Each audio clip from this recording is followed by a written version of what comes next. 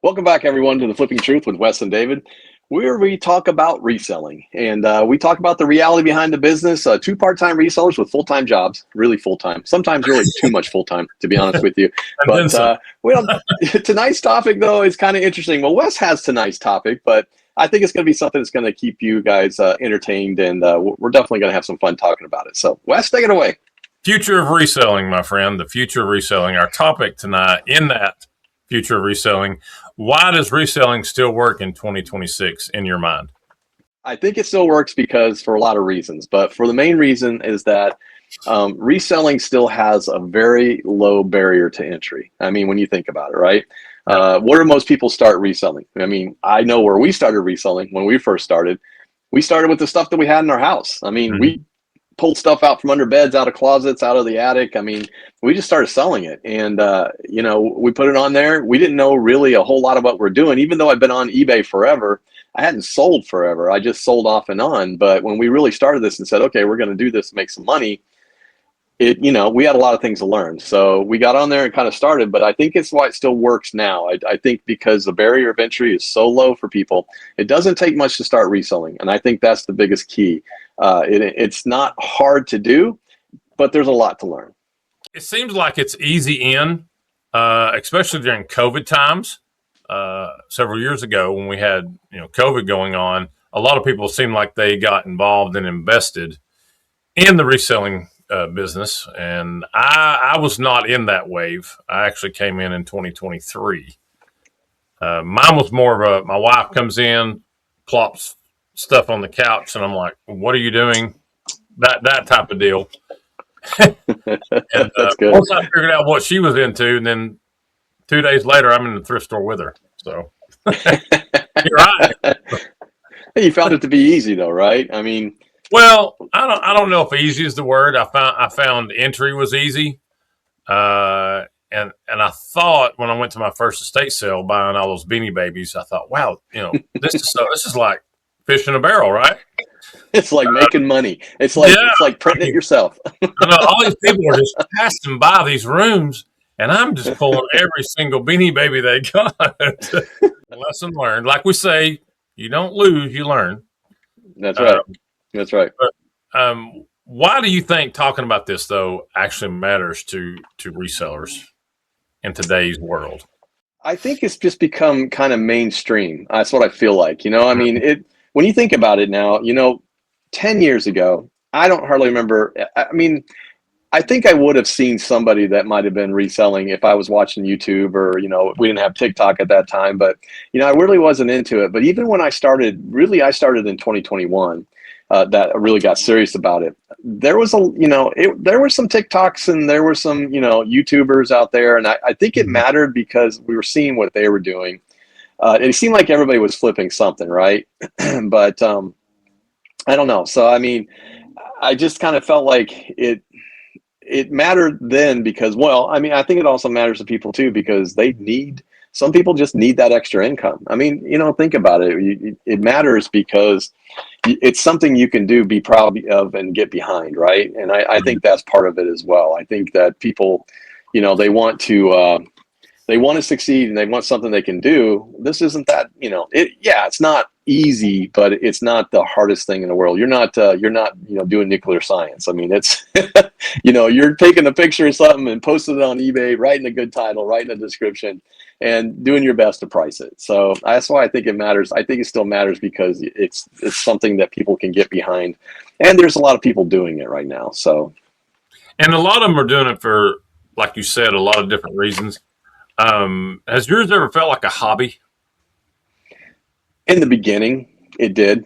It did in the beginning, and I'll be honest with you, it was a hobby when I started in 1997 with eBay. I mean, it was a hobby. I had some things that I was selling. At that time, it was little information diskettes, and I was selling them. I was making hobby money. I was making $300-400 here and $300-400 there, and it was hobby. And then I dropped that and went on to something else. And then every time I needed a little bit of money, I just go down to eBay and sell something. It was a hobby then, and when we started in 2021, it kind of started out maybe as a little bit of a hobby, but it quickly, within a few months, realized, hey, this is a viable business. This is something we can actually make money at. It's funny how it moves and shifts, and everything you're thinking about it goes with that. And you're in a little bit deeper and a little bit deeper. And then you look around, now you've got a death pile. And it just kind of, over time, how long did it take you get to that point to where you're like, I'm in a little bit deeper now.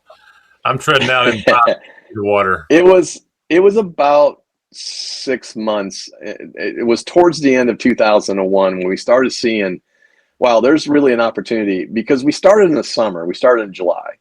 And after about 3 months, we started realizing, hey, this is actually making some money. We can make some nice extra money to do whatever we wanted at the time. You know, some of the, Natalie was still here and there was still some stuff. I mean, that extra money was nice. So I think we started kind of realizing in 3 months, by the time we hit 6 months and we made a good amount of money that first year, we thought, wow, this is actually a business that we can get behind. And by no means that anybody that listens to this, do they have to jump in and make it a business. It literally can be a hobby. You could sell 10 things a month and make enough money to pay a bill, or you can make enough money to put away for a vacation, or you can make enough money to do something for Christmas. It doesn't have to be a business. You can treat it like a business. You can treat it like a hobby. You find it better if you treat it like a business, because there's a lot of benefits that go along with it. And to be honest with you, the government will only let you treat it like a hobby for about 5 years. Then you can't take any more. You can't take any more expenses out of it. That's true. So a little bit more rapid fire on these questions. Burnout. Where does that play a factor at? Well, you just say one day you sell it on a yard sale and you walk off and go, you know what, I'm out. No, yeah, I've never done that. Well, I don't know. I've been frustrated at yard sales. I've been frustrated and just walked away. It's like, at the end of the day, you just go, I cannot believe I spent 4 hours out here and found 2 things. Right. I mean, that's going to happen. That's part of the experience, right? But I think, burnout is a real thing. And I think that's where it's really important to one, know yourself. And I think that was the one hard thing that I had to learn, because I am the kind of person who does everything 100 and 110%. I'm always into it whole hog. I don't do it halfway. That's always been my problem. My wife gets so frustrated because when I started a hobby or anything, I didn't just go dabble in it. I just went straight into it and did it. So, and if you do that and you don't allow yourself a little bit of leeway and a little break every once in a while, you will burn out. And I think I was getting there last year, I'll be honest with you. So, and then I realized that I needed to take a little bit more time away and just kind of step back a little bit. And you know what? It made our business better. I think that kind of goes along also with when it stops being fun. Just trying to make every piece fit in the amount of time that we have is crucial. And trying to step back too sometimes and just take time for yourself and go do something different. Get away. Yeah, that's what's helped me every now and then. I'll get away for 3 or 4 days and won't even think about reselling. Then I come back to it and I'm ready to go back to it. Yeah. Is reselling a bubble though that's waiting to pop, or is it a skill that you're going to keep forever? No, I think it's a skill that you can continue to build on. I don't see reselling going away. I mean, look, the fact of the matter is there's been resellers since the beginning of time, right? I mean, people purchased stuff from farmers, resold it. There's resellers everywhere, Everywhere. I mean, there's reselling. Everybody is a reseller. Right. Exactly. So there's resellers. I think reselling is always going to be here. Now, is our kind of reselling always going to be here? That's a hard question, because with prices of shipping and a lot of different things that we struggle with and the things that we have to do, it is difficult, right? I mean, it makes reselling more of a challenge. So do I think it's a bubble that's going to burst? No. I think that bubble burst already after COVID. That was the blow up and reselling, man. Everybody was reselling. Everybody was making money hand over fist selling God knows what, little hand sanitizers for $50. Right. And that bubble burst. And when it did, you also saw a decline in the number of sellers. And which is very obvious. I mean, not everybody's going to be making that kind of money anymore. They're not going to do it anymore. So I think there's always going to be an opportunity. I don't think it's going to burst, but I do think it's going to level a little bit more. It's still going to always go up, I think, because it's a side hustle that anybody can do. but I don't know that it's going to burst. Reselling overcrowded, in your opinion? There's definitely more resellers than there used to be. But Mm-hmm. you also got to think too, there are a lot more platforms to sell on than there used to be. I mean, you think about 10 years ago, how many platforms did we really have to sell on? Even 10, or if you go back 15 years ago, there was very few. I mean, there were very few platforms. So I think that, it's kind of like what happens when a competitor comes into a market. Typically the market will expand to meet the competitors, right? I mean, everybody says, oh, they take a piece of the pie. Well, they do. But eventually what happens is the market expands and everybody Right. has a different size of the pie. I mean, it's some marketing 101. Content creators too are helping that make it seem like it's saturated. Even like us, we wasn't on YouTube doing this 4 or 5 years ago. I've been on Yeah. since 23, and you've come on I think last year, right? Is that correct? Yeah. We've been on for a little over a year. You joined our show. I'm a newbie. Never been on one. I'm a newbie. So, Newbie. Yeah, I do think content creation I think it has some effect, but I don't honestly think it has all the effect that a lot of people think it does, right?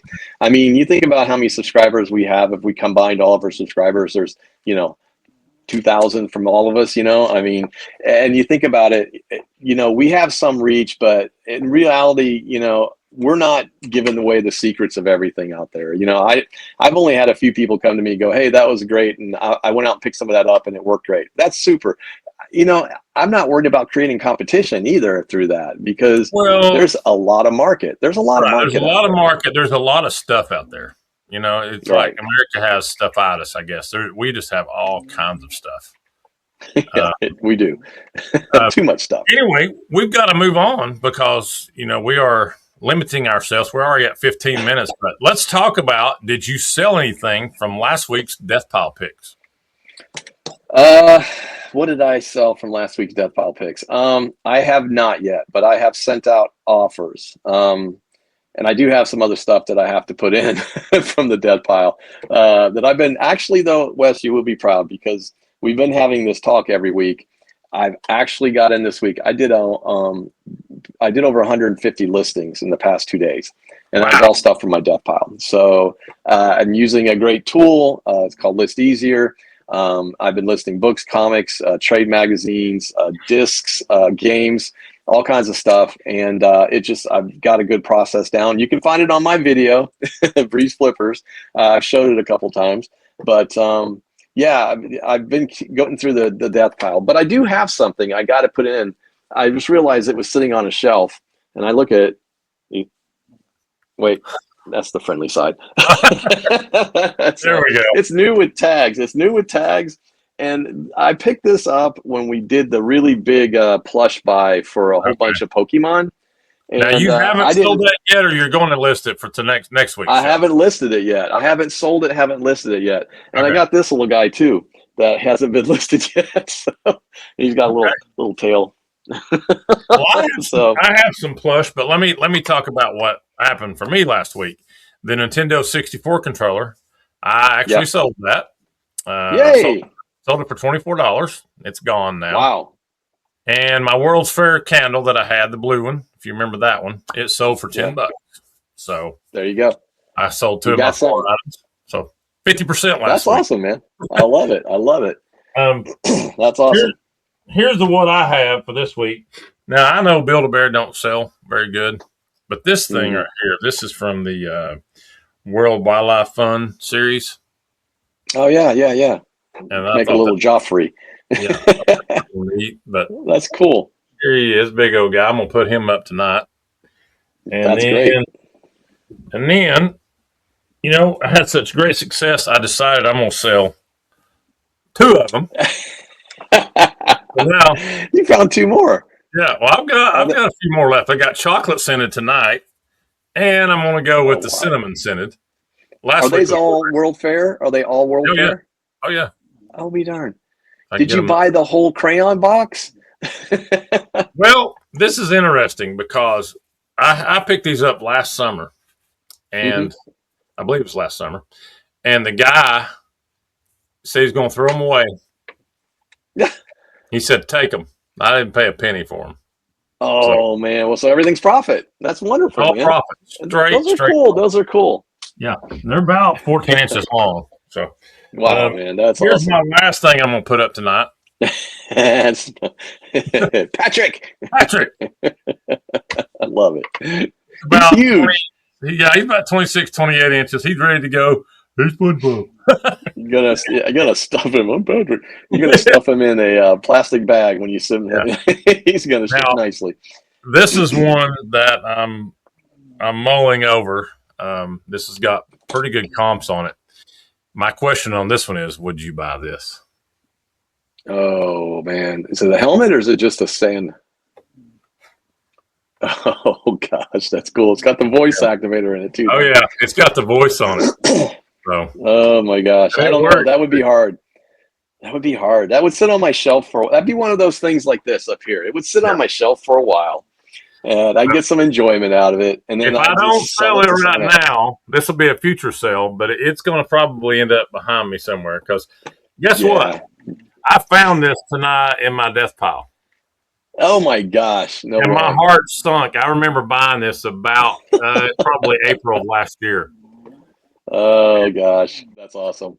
Yeah, Yeah, no, yeah, that's the fun part about going through the death piles. Like I found stuff in my death pile that I was like, I didn't even know I had. G.I. Joe #1 comic book, which is actually, it was in good shape. I was like, oh my gosh, I didn't even know this was in here. right. So, So you know, again, we have to encourage people go through your death pile.